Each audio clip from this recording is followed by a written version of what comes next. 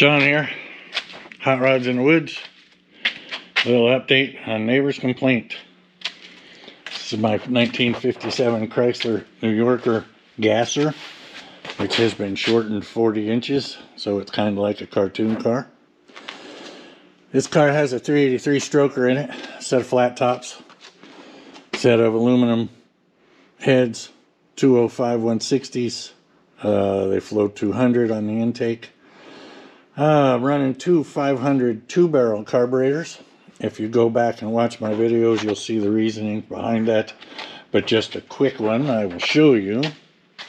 For street drivability, if you look, the throttle plates are in the center of the plenum. Now, because they're in the center of the plenum, you get more even fuel distribution, which just makes it easier on you.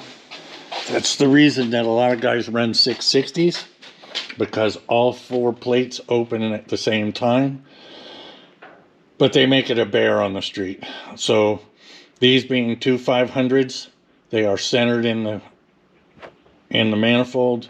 Once again, it's 1,000 CFMs. There's nothing wrong. That's still capable of over 550 horsepower. This motor is 542 on the dyno with twin 600s. Mechanical secondary dual feed double pumpers. So I lost a little bit, but that's okay. I don't care. I want to make the car drivable. It's fun. I can run the AC. Life is good. So that being said, I had a little problem with it running a little bit rich. I actually found a couple little minor things. One power valve was bad. I replaced the power valve.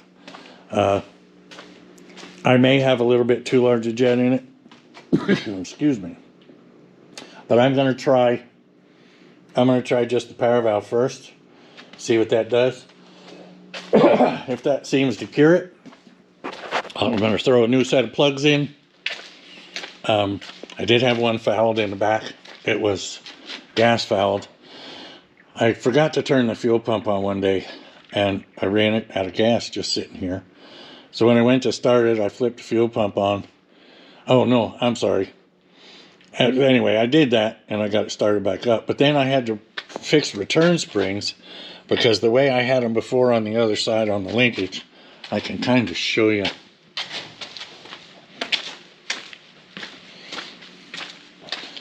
I had the return springs running from the bottom here over to the linkage.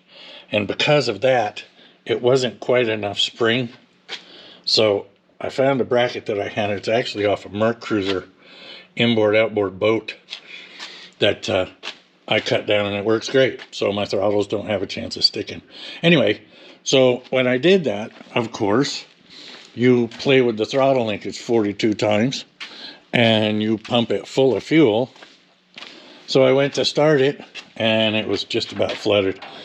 It cleared out, spit black garbage out the tailpipes, and, well, I fouled a plug. So we're going to swap the set of plugs. This uses NGK number 8s. I may have to go to a little bit hotter. I won't know until after I put a new set in, clear it out, and go from there. So anyway, I did that. My engine builder, a good friend of mine, did the short block for me. He actually did the machine work. I assembled the block, but he put one expansion plug, casting plug, freeze plug, whatever you want to call it, in a little too far, and it did seep just a little, as you could see in that picture I just showed up. It seeped. So I could never figure out, when I'm driving down the road, I'd look underneath, there was this oily substance, but it wasn't using any oil. It didn't have any blow by.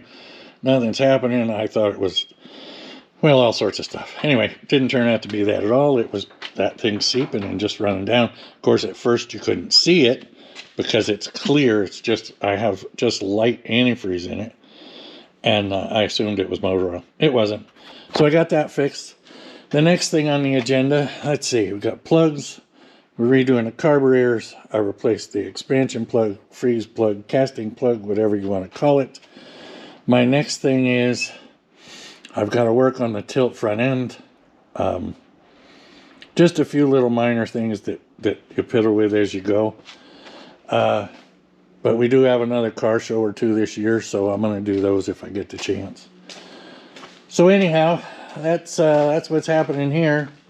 The old girl still had gobs of horsepower, even running on 7 with the power valve that was way too rich. So she should be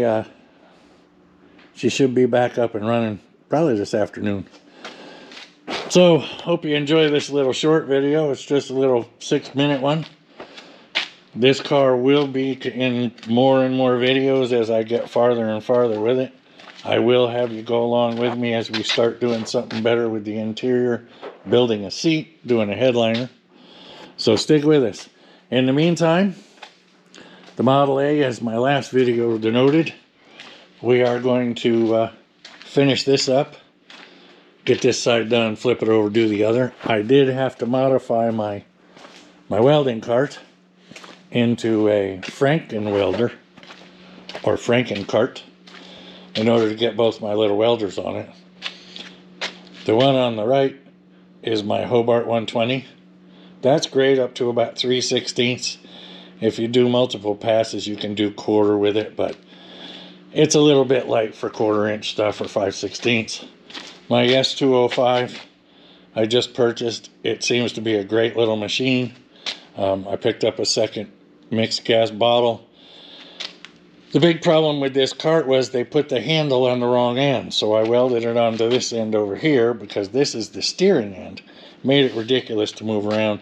Then I threw a piece of pipe in to the old mount for it just to have my second set of leads. So now I've got both of my welders right in the same place.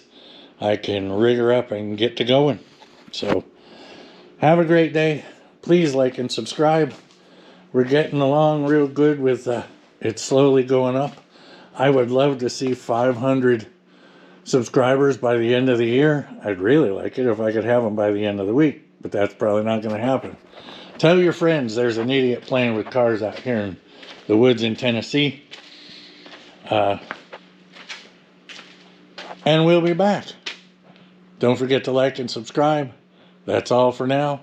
I'll have another video up probably tomorrow as I finish up the one side of the frame, flip it over, do the other, and then start tearing the front end apart.